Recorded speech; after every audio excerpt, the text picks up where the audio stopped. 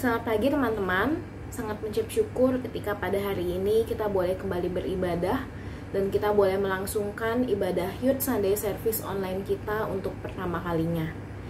Walaupun kita pada saat ini hanya bisa bertemu secara online dan pada tahun ini pun kita hanya bisa merayakan Natal secara online juga, tapi biar kiranya kita boleh menghayati bahwa ibadah online pun adalah ibadah yang diperkenan oleh Allah ketika hati kita tertuju kepadanya. Yesaya 9 ayat 1-5 berkata, "Bangsa yang berjalan di dalam kegelapan telah melihat terang yang besar. Mereka yang diam di negeri kekelaman, atasnya terang telah bersinar. Engkau telah menimbulkan banyak sorak-sorak dan sukacita yang besar. Mereka telah bersukacita di hadapanmu seperti sukacita di waktu panen, seperti orang bersorak-sorak di waktu membagi-bagi jarahan. Sebab kuk yang menekannya dan gandar yang di atas bahunya, serta tongkat si penindas telah kau patahkan seperti pada hari kekalahan Midian. Sebab setiap sepatu tentara yang berderap-derap dan setiap jubah yang berlumuran darah akan menjadi umpan api. Sebab seorang anak telah lahir untuk kita, seorang putera telah diberikan untuk kita. Lambang pemerintahan ada di atas bahunya, dan namanya disebutkan orang, Penasihat Ajaib, Allah yang perkasa, Bapa yang kekal, Raja Damai." Kelahiran Tuhan Yesus adalah sebuah tanda bukti kasih Allah yang begitu besar bagi kita, karena itu merupakan bagian dari karya penebusan keselamatan umat manusia, termasuk kita, sehingga kita dapat diundang menghadap kepadanya sekalipun kita adalah manusia yang penuh dengan dosa. Mari kita meresponi undangan Allah ini dengan bersama-sama menyanyikan Seorang Anak Telah Lahir yang akan dipimpin oleh para pengurus Youth.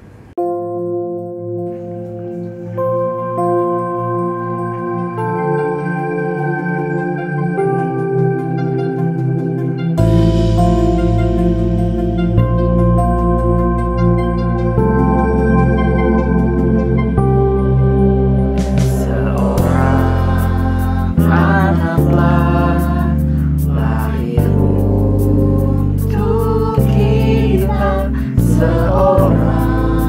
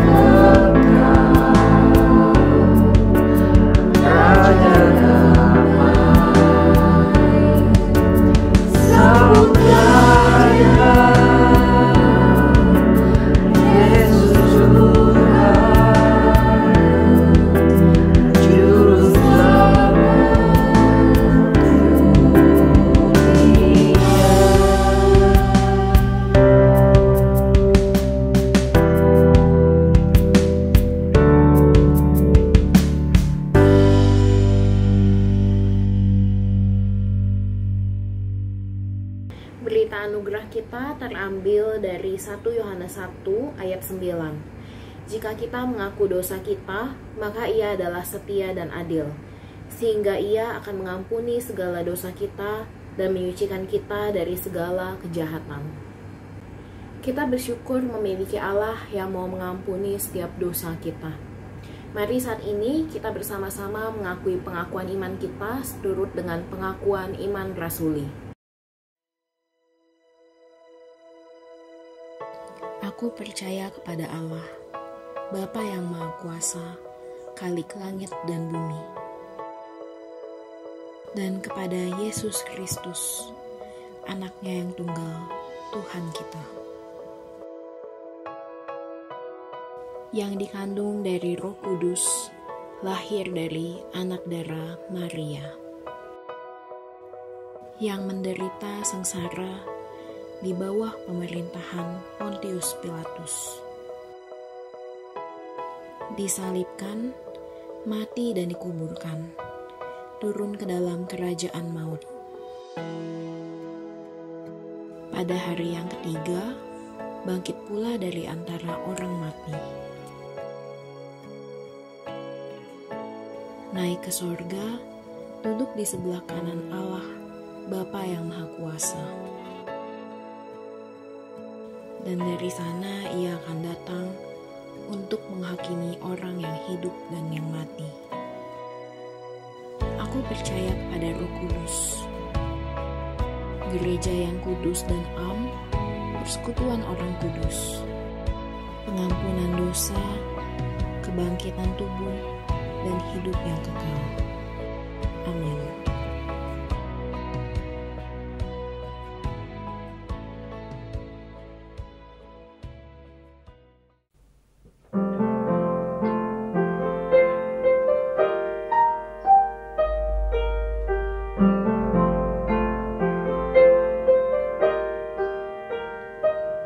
Have you heard the song of Bethlehem town? How the earth was still when God's love came down to a stable so crowded with cattle and sheep, in a tiny new king who was soon fast asleep. Did you hear?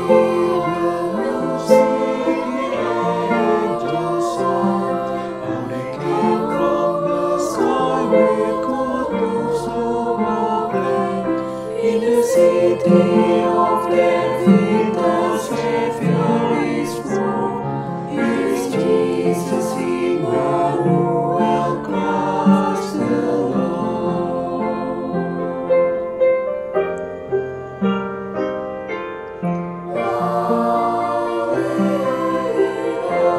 Hallelujah, welcome with faith, it's so very long.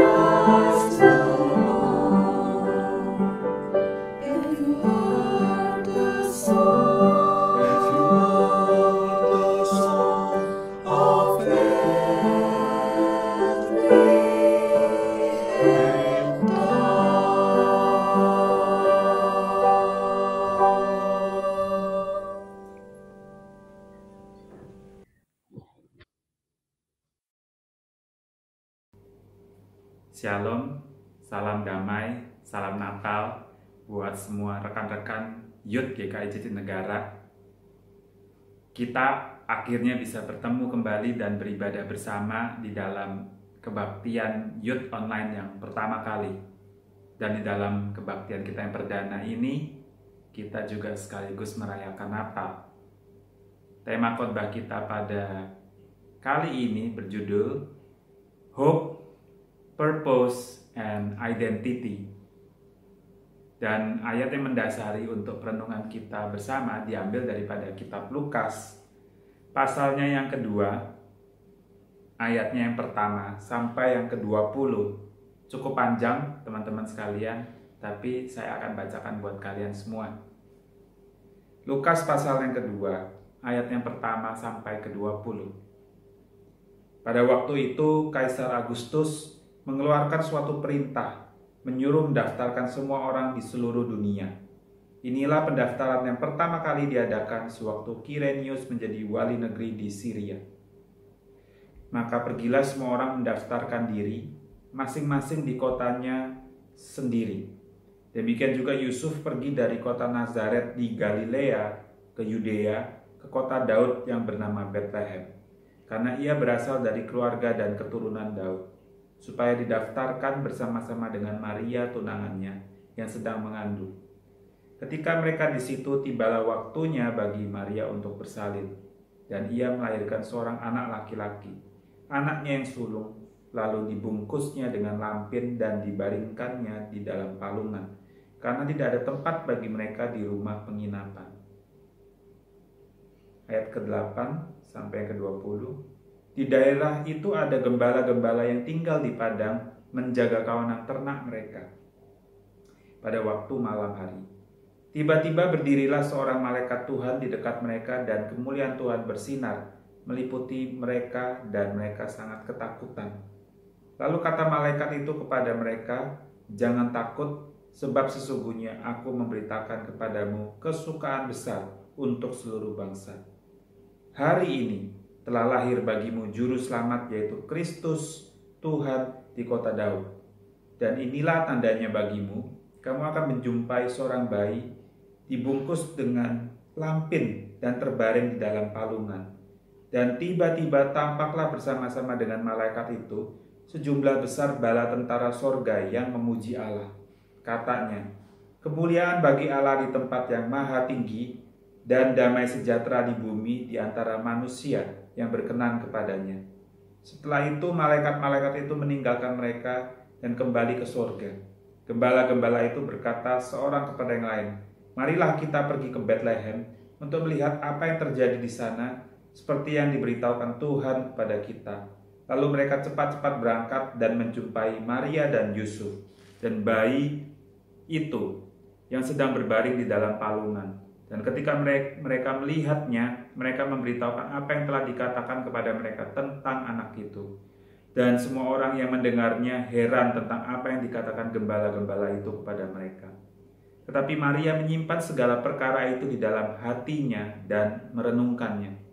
Maka kembalilah gembala-gembala itu sambil memuji dan memuliakan Allah, karena segala sesuatu yang mereka dengar dan mereka lihat, semuanya sesuai dengan apa yang telah dikatakan kepada mereka.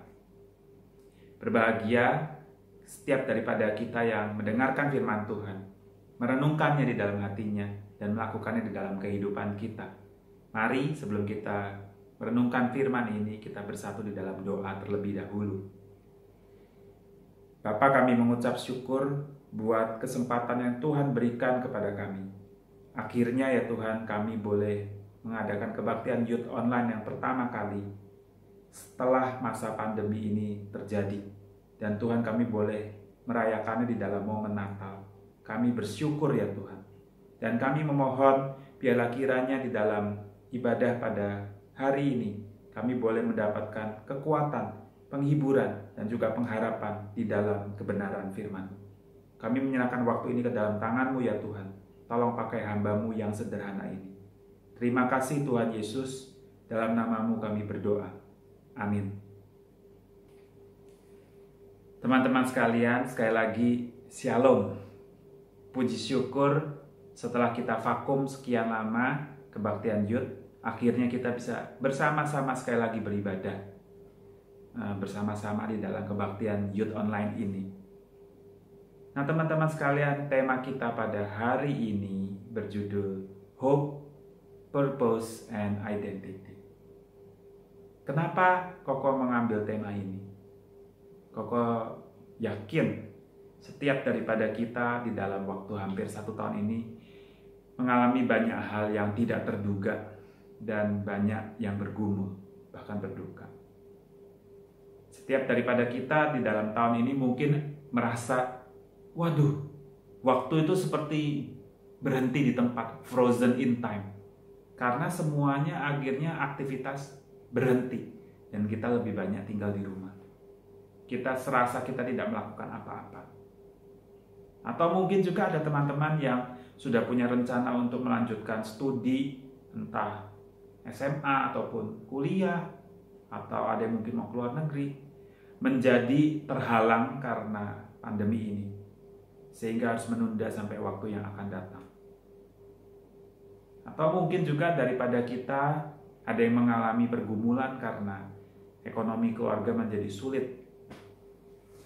Karena pandemi ini, pekerjaan menjadi tidak mudah dilakukan, bahkan ada yang orang tuanya di PHK. Bahkan mungkin juga di antara kita ada yang keluarganya menjadi banyak bertengkar dan berkonflik, teman-teman. Karena dulunya nggak biasa untuk tinggal bersama 24/7, sekarang terus-terusan bersama dan akhirnya menjadi berantem.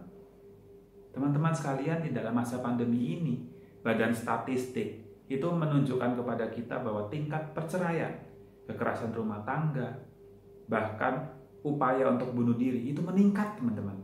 Banyak orang stres, teman-teman. Dan bukan hanya itu saja, teman-teman. Mungkin di antara kita ada juga yang begitu berduka. Karena orang-orang yang kita kenal ataupun orang yang kita kasih sakit, bahkan mungkin ada yang meninggal.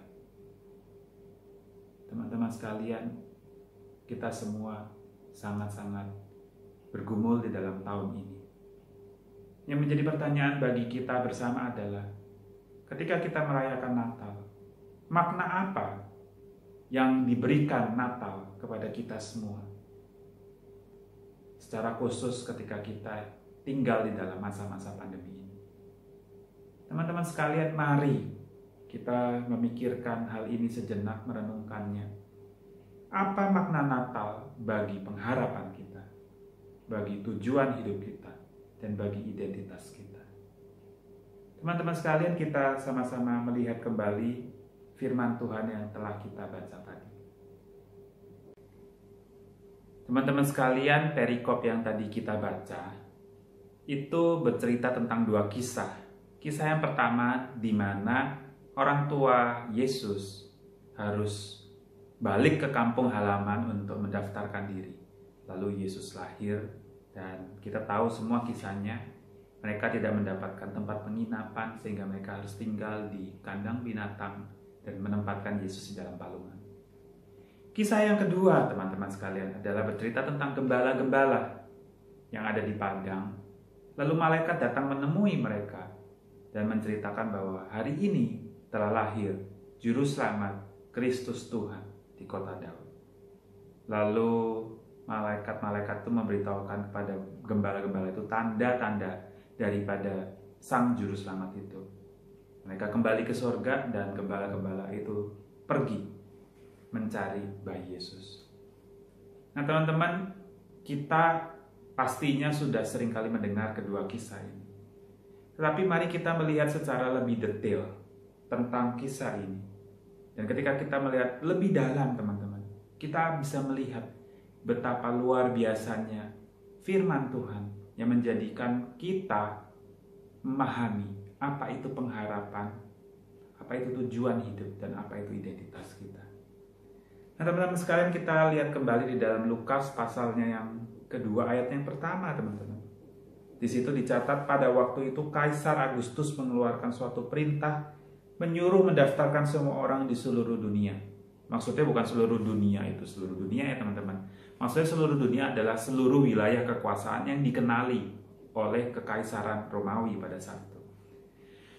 Nah teman-teman sekalian, sekilas info saja buat kita semua.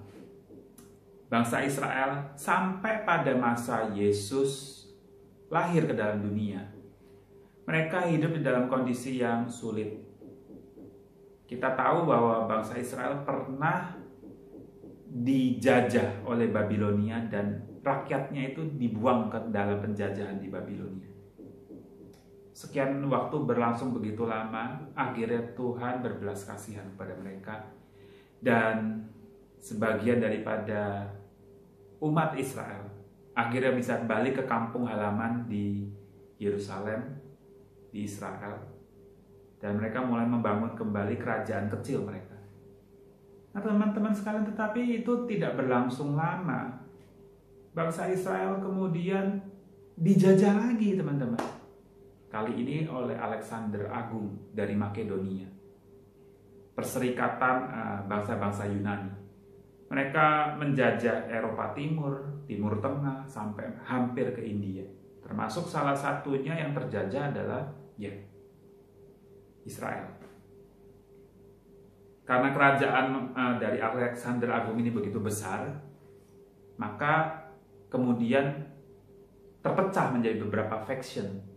Dan faksi-faksi ini teman-teman saling berebut kekuasaan dan wilayah. Akibatnya bangsa Israel sekali lagi tinggal di dalam zaman-zaman yang penuh dengan gejolak. Ditarik ke sini, ditarik ke situ, dan kehidupan mereka hancur lebur. Tidak berhenti sampai di sana teman-teman. Setelah itu kondisi sudah mulai mereda.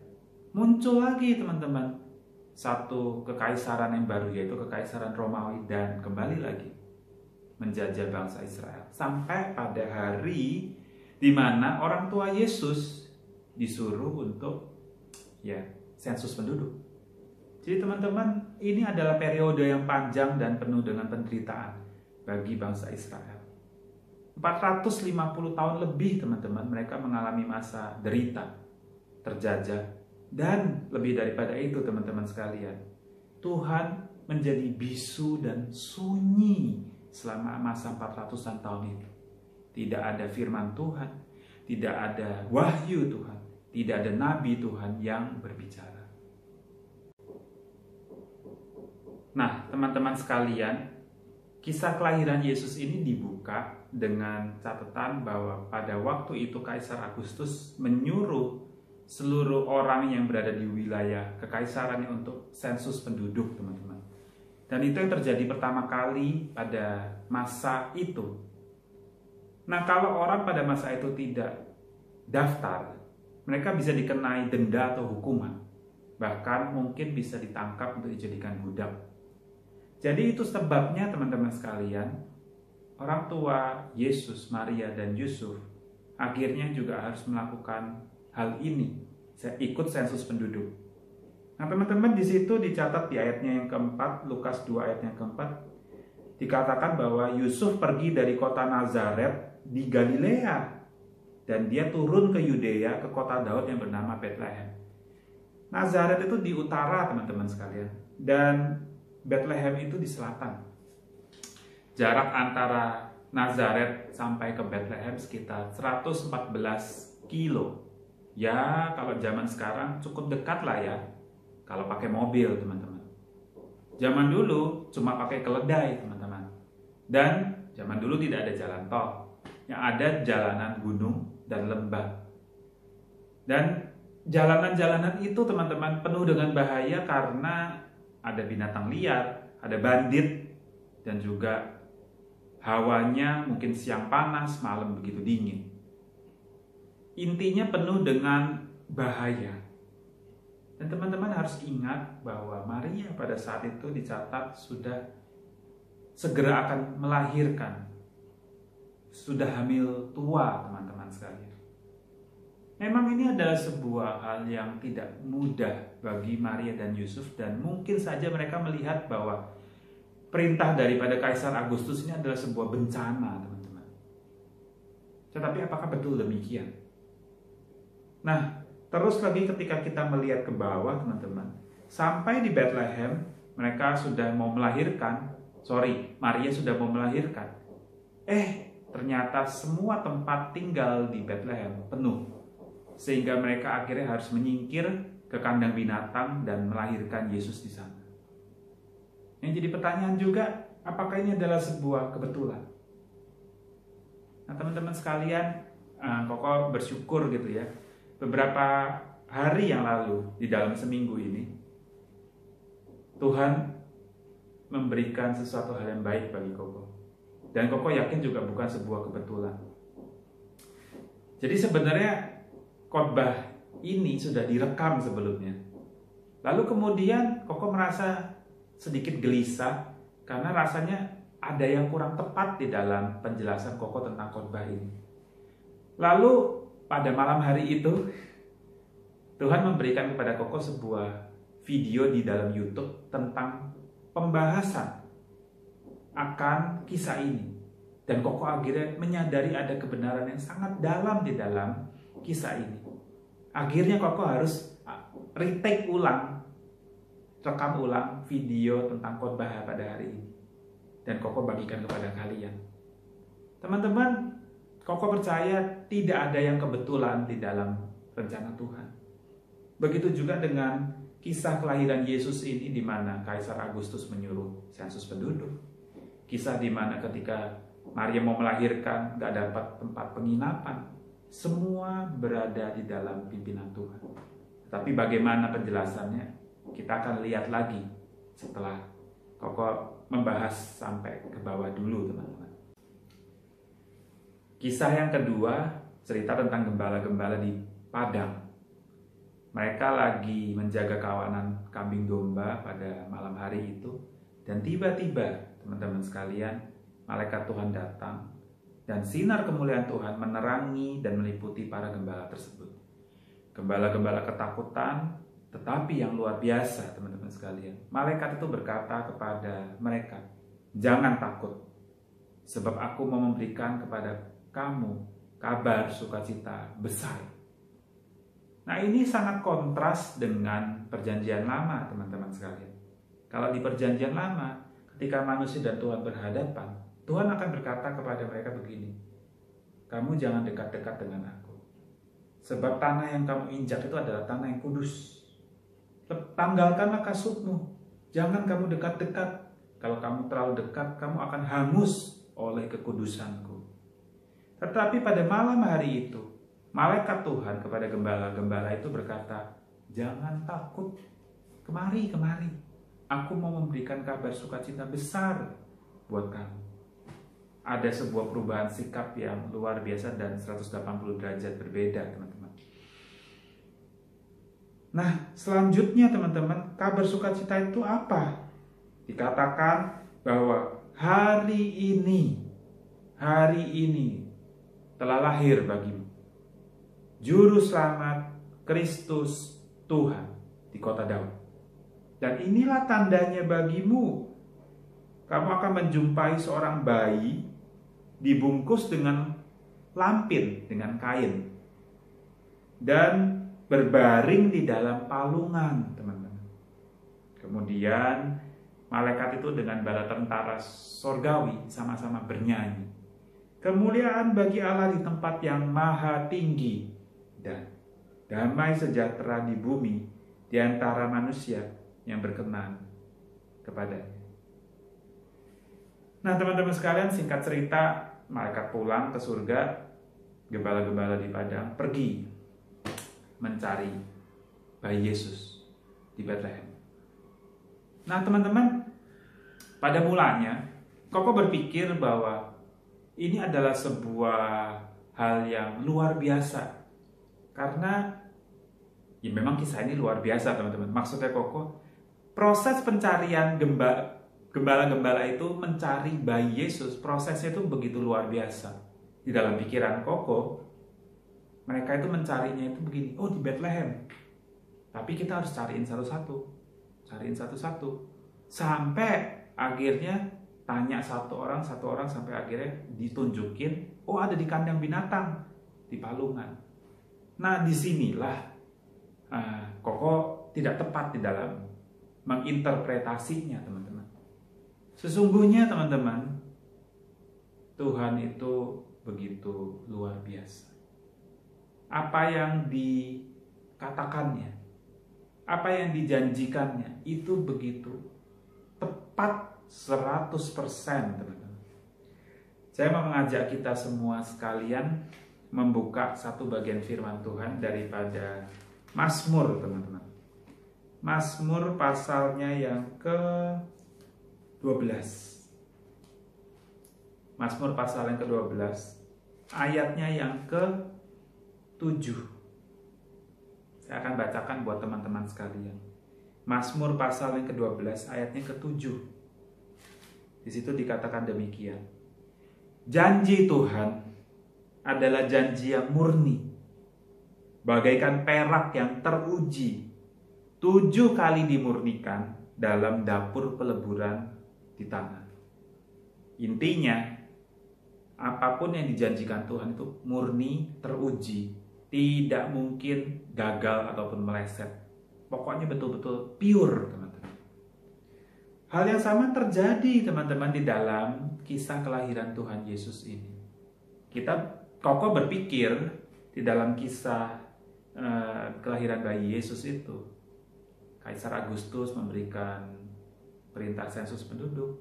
Itu adalah sebuah masalah, kerugian. Lalu Maria tidak mendapatkan kamar untuk bersalin, itu adalah sebuah kerugian, sebuah kesialan. Lalu malaikat Tuhan memberikan perintah kepada gembala untuk mencari bayi Yesus. Itu harus dilakukan dengan begitu susah payah dan random, istilah itu begitu, carinya satu-satu.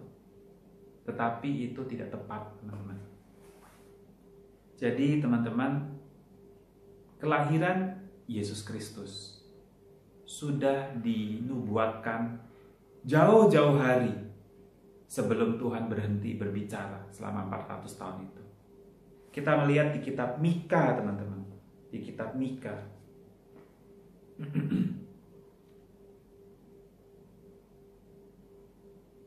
Kitab Mika pasalnya yang ke-5, teman-teman sekalian.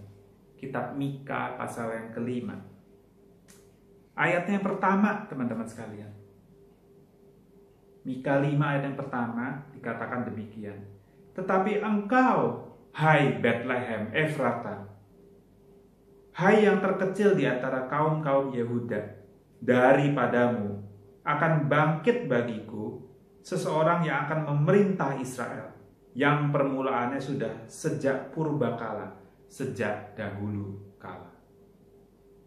Jauh sebelum Yesus lahir di Bethlehem pada hari itu, pada malam itu, Tuhan melalui mulut seorang nabi bernama Mika sudah menubuatkan bahwa kelak dari Bethlehem akan keluar seseorang yang akan memerintah Israel. Nah, teman-teman sekalian, jadi ternyata ketika Kaisar Agustus memberikan perintah sensus penduduk, ayo pulang kampung, itu bukan karena sebuah hal yang kebetulan, random, dan sebuah kesialan, teman-teman. Dari sudut pandang kita, betul, itu mungkin adalah sebuah hal yang rugi, apes. Dari sudut pandang Maria dan Yusuf, itu adalah sebuah kesulitan, kerugian. Kok kenapa sih udah lagi hamil, malah Tuhan izinkan penderitaan ini terjadi. Aku harus traveling begitu jauh. Tetapi ternyata tidak demikian, teman-teman. Karena Tuhan sudah merancangkannya sejak jauh-jauh hari di masa lampau, bahwa hal itu harus terjadi. Dan orang-orang yang dipakainya harus melewati kesulitan demi menggenapkan rencana Dia yang sudah dibikin sejak dari dahulu kala. Kita sebagai manusia yang terbatas, teman-teman, seringkali melihat banyak kesulitan, melihat masalah di depan mata kita, dan kita bergumul. Why, God? Why? Dan tentu kita sebagai manusia yang terbatas belum tentu bisa menemukan jawabannya. Tetapi teman-teman, kalau kita mau memberikan kesempatan kepada Tuhan untuk menjelaskan rencananya kepada kita, yaitu caranya dengan kita melihat firman Tuhan yang sudah pernah dikatakannya sejak dulu, teman-teman, mungkin kita baru bisa mengerti apa itu rencana Tuhan. Kita baru bisa mengerti bahwa masalah yang terjadi di hadapan kita itu bukan sesuatu hal yang kebetulan dan apes, tetapi itu adalah bagian daripada rencana Tuhan yang luar biasa. Maria dan Yusuf pun tidak terlepas daripada hal ini. Mereka mengalami kesulitan disuruh pulang kampung karena mau sensus penduduk, karena Tuhan sudah merencanakan bahwa Yesus harus lahir di Bethlehem Efrata, teman-teman sekalian. Dan itu sudah dikatakan di dalam kitab Mika, pasal yang kelima ayat yang pertama, 450 tahun lebih sebelum Yesus lahir pada malam hari itu. Nah, teman-teman sekalian, tidak berhenti sampai di sana, teman-teman. Maria udah sampai di Bethlehem. Maria mau melahirkan. Semua tempat penginapan full. Sampai akhirnya dia harus minggir cari kandang binatang. Apakah itu adalah sebuah kebetulan? Ternyata juga tidak kebetulan, teman-teman. Ada rencana yang lebih luar biasa lagi, lebih detail lagi yang Tuhan sudah rancangkan bagi mereka. Dan itu terkait dengan kisah dari gembala-gembala ini. Nah, teman-teman sekalian, kita berpikir bahwa malaikat memberikan perintah kepada gembala-gembala untuk cari bayi Yesus ke Bethlehem, lalu membiarkan mereka begitu saja mencarinya gitu, random. Cuma dikasih tahu tempat di kota Daud, yaitu di Bethlehem. Lalu tandanya itu dia dibalut selimut kain gitu ya, lalu dia ditaruh di palungan. Jadi mereka akan mereka-reka bahwa wah, harus cari rumah di Bethlehem yang ada kandang binatangnya, yang ada palungannya gitu ya. Tetapi ternyata bukan demikian, teman-teman sekalian. Rahasianya juga ada pada rencana ataupun janji Tuhan yang sudah dikatakan 450 tahun sebelumnya, teman-teman. Juga ada di dalam kitab Mika. Kita coba baca lagi di kitab Mika, pasalnya yang keempat, ayatnya yang ke-8. Mika pasal yang keempat, ayat yang ke-8, saya akan bacakan buat teman-teman sekalian. Dan engkau, hai menara kawanan domba, hai bukit putri Sion, kepadamu akan datang dan akan kembali pemerintahan yang dahulu, kerajaan atas putri Yerusalem. Kata kuncinya di sini adalah hai menara kawanan domba. Nah, teman-teman sekalian, jadi di Bethlehem, di sekitaran luaran daripada Bethlehem itu ada nama daerah yang namanya sekarang ini Migdal Edel. Dan itu adalah tanah milik keturunan keluarga Daud. Dan Daud ketika menjadi raja, dia mempersembahkan tanah milik keluarganya itu untuk Tuhan. Dan tanah itu dijadikan menjadi tempat pemeliharaan atau penggembalaan kambing domba yang paling premium di seluruh Israel. Tujuannya apa, teman-teman sekalian, Raja Daud melakukan hal ini?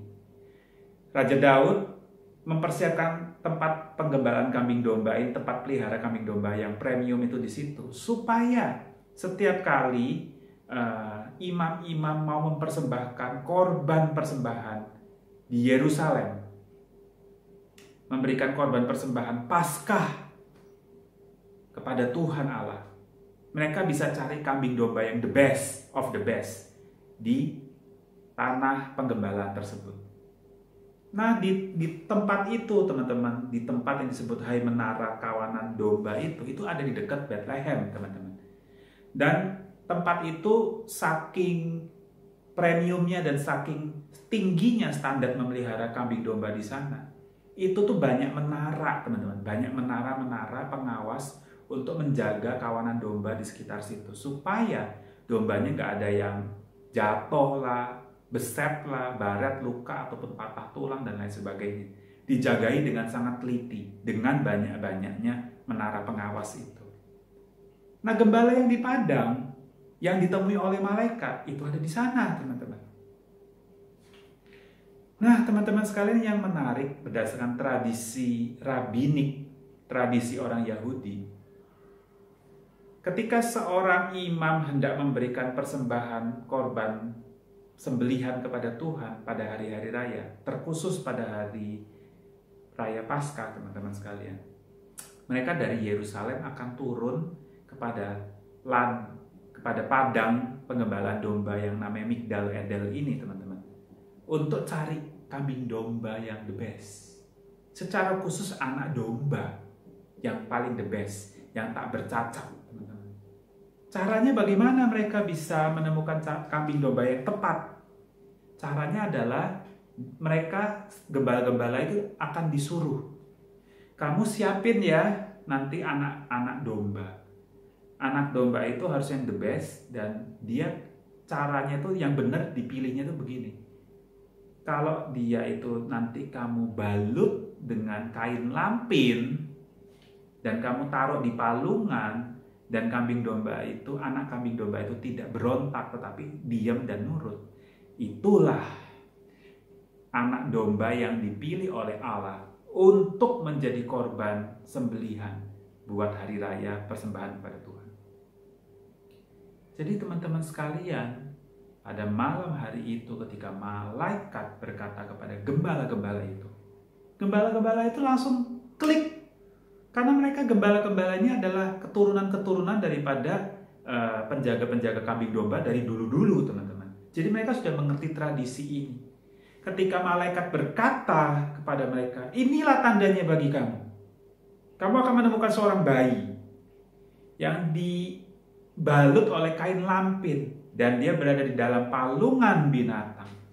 Mereka langsung ingat, teman-teman, di dalam pikirannya, inilah dia, anak domba Allah yang tak bercacat, yang akan dipersembahkan kepada Tuhan Allah untuk membasuh dosa mereka, untuk menjadi kambing domba sembelihan Paskah bagi mereka. Dan ketika mereka mendengar malaikat itu berkata, hari ini telah lahir juru selamat bagimu, Kristus Tuhan, di kota Daud. Mereka langsung ngeh dan juga sedikit terheran-heran. Kali ini anak dombanya bukan lagi domba, teman-teman. Tapi kali ini anak domba tak bercacatnya adalah seorang anak manusia. Dan dia adalah bayi Yesus. Dan teman-teman sekalian, ketika Maria dan Yusuf tidak mendapatkan penginapan, itu bukan karena apes ataupun karena kebetulan yang buruk, teman-teman. Karena Tuhan sudah mengarahkan agar mereka harus tinggal di Migdal Edel ini, di tempat menara kawanan domba itu.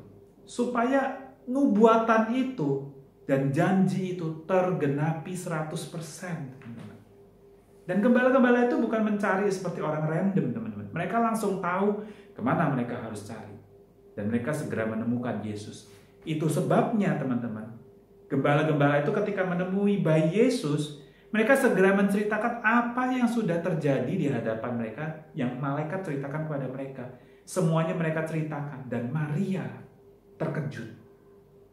Tetapi Maria menyimpan segala perkataan gembala-gembala itu di dalam hatinya dan merenungkannya, teman-teman sekalian. Teman-teman sekalian, tidak ada yang kebetulan di dalam hidup ini.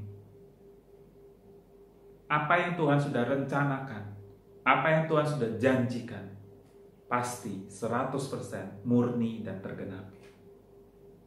Dan Koko juga percaya, teman-teman, tahun ini Tuhan mengizinkan ada pandemi di dalam dunia ini. Itu bukan karena random dan karena kelalaian manusia saja. Tapi karena Tuhan sengaja mengizinkan hal itu terjadi. Supaya kita kembali mencari Tuhan. Tidak ada yang kebetulan, teman-teman. Tuhan izinkan bahwa kesengsaraan dan penderitaan itu terjadi untuk membawa pertobatan kepada kita. agar kita ini, dunia ini bertobat dan mencari Allah. Teman-teman sekalian, kembali lagi kepada pertanyaan yang paling awal. Apa yang menjadi dasar daripada pengharapan kita? Apa yang menjadi dasar daripada tujuan hidup kita? Dan apa yang menjadi dasar daripada identitas kita? Hanya satu, teman-teman. Hanya satu. Janji Tuhan. Dan janji Tuhan itu kita temukan di dalam diri Yesus Kristus. Teman-teman sekalian, di dalam tahun ini kita mengalami banyak pergumulan. Maria dan Yusuf pun juga demikian. Tetapi teman-teman sekalian, kita harus percaya. Penderitaan yang kita alami bukan terjadi karena sesuatu hal yang random dan sial. Tetapi penderitaan yang kita alami Tuhan izinkan demi menggenapkan rencana Dia. Yang jadi pertanyaannya adalah, apakah kalian dan saya benar-benar sudah mengerti belum apa rencana Tuhan bagi kita? Teman-teman sekalian, tadi kita sudah membaca Mazmur 12 ayat yang ke-7. Di situ dikatakan, janji Tuhan adalah janji yang murni, yang teruji seperti perak murni. Nah, teman-teman sekalian, kata janji di sana sebenarnya dalam bahasa aslinya adalah firman. Jadi kita bisa menerjemahkan ayat tersebut seperti demikian. Firman Tuhan adalah firman yang murni, bagaikan perak yang teruji. Nah, teman-teman sekalian, inilah rahasianya, teman-teman. Bagaimana kita bisa memiliki pengharapan yang sejati. Sebab, teman-teman sekalian, tanpa pengharapan, manusia tidak akan kuat menghadapi masa depan. Tanpa pengharapan, manusia tidak akan kuat menghadapi masalah yang ada di depan matanya. Manusia selalu membutuhkan topangan, dan topangan itu adalah janji Tuhan yang murni dan teruji. Dan apakah janji Tuhan itu? Firman Tuhan itu sendiri. Sebab kita tahu, teman-teman sekalian, Allah adalah firman. Dan firman itu sudah menjadi manusia. Dia adalah Yesus Kristus. Nah, teman-teman sekalian, betul Yesus secara fisik tidak lagi bersama-sama dengan kita di dunia saat ini. Tetapi dia meninggalkan kepada kita seluruh firman Allah yang bisa kita baca ini. Dari mana kita bisa mendapatkan pengharapan yang kuat? Dari mana kita bisa mendapatkan pengharapan yang teguh? Ini, teman.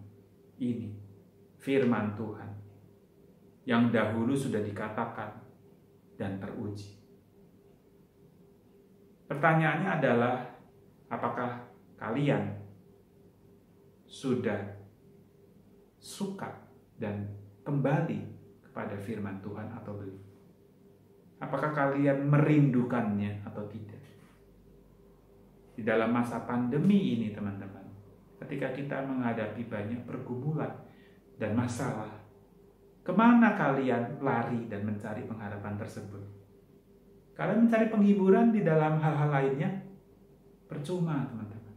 Sebentar senang, sebentar sukacita, tetapi kemudian kembali dan sedih dan bergumul lagi. Tetapi ini, teman-teman sekalian, kalau kalian kembali kepada hal ini, ketika kalian rindu kepada firman Tuhan, di dalamnya ada banyak janji-janji Tuhan yang memberikan kepada kalian kekuatan pengharapan yang teguh dan tak tergoyahkan. Sama teguhnya seperti ketika Tuhan berjanji, nanti ya akan lahir juru selamat di kota Daud, di Bethlehem, di Migdal Edel itu ya, di tempat kawanan menara domba itu. Ditulis 450 tahun dan tergenapi. Detailnya 100% tergenapi. Tidak ada satupun yang gagal.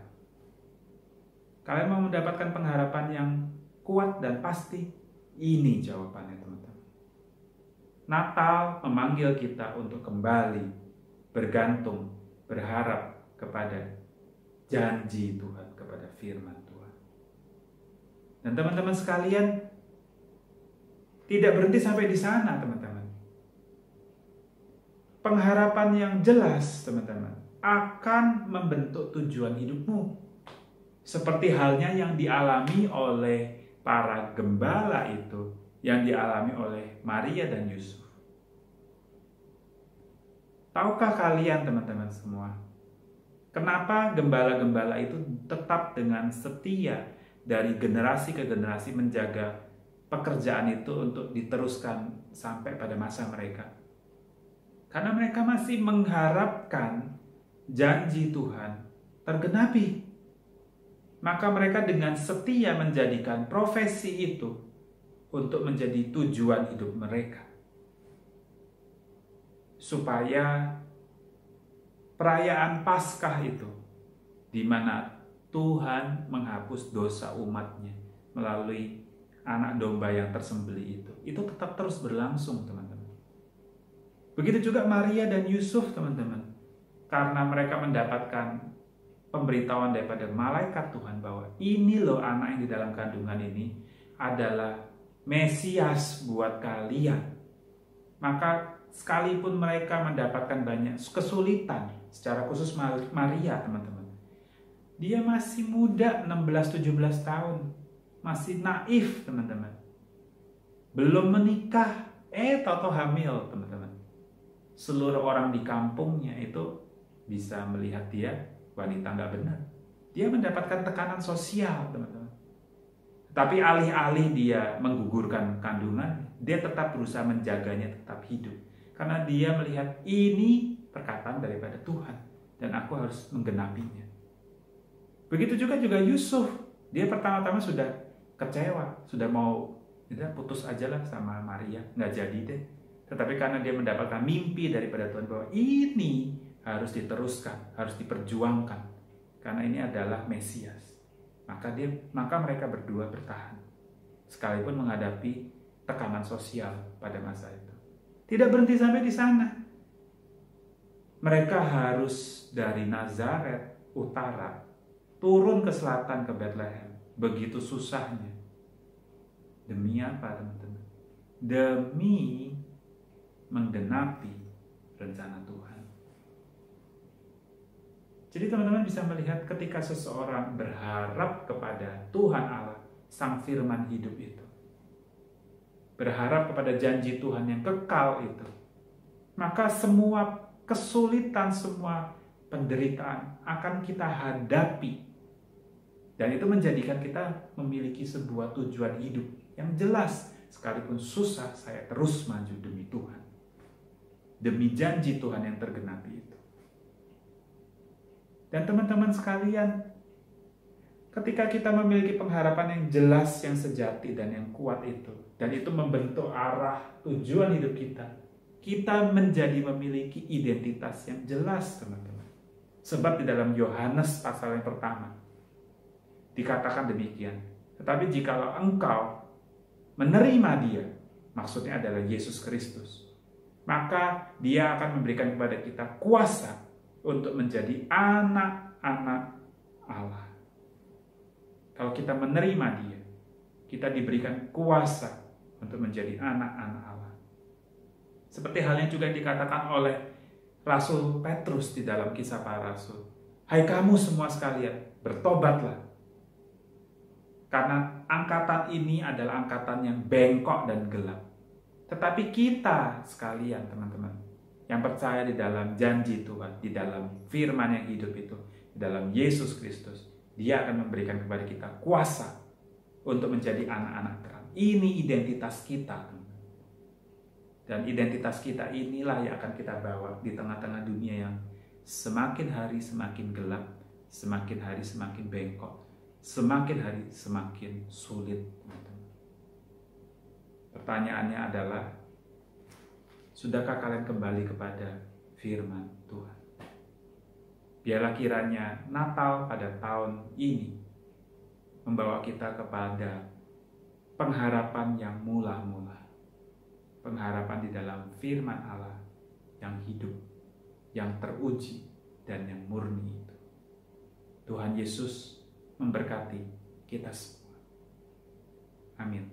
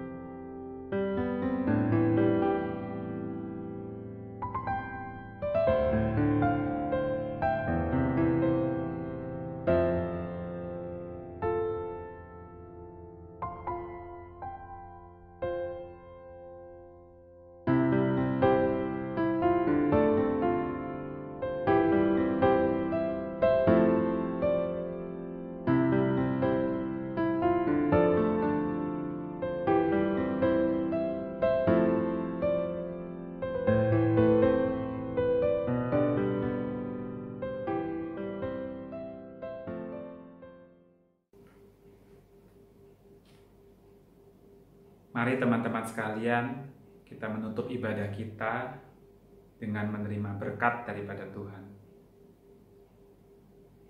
Tuhan Allah Bapa kami di dalam surga, kami di dalam 1 tahun ini sungguh-sungguh menyadari bahwa kami adalah manusia yang kecil dan rapuh. Tanpa Engkau ya Tuhan, kami tidak memiliki pengharapan yang kuat untuk menghadapi masa depan.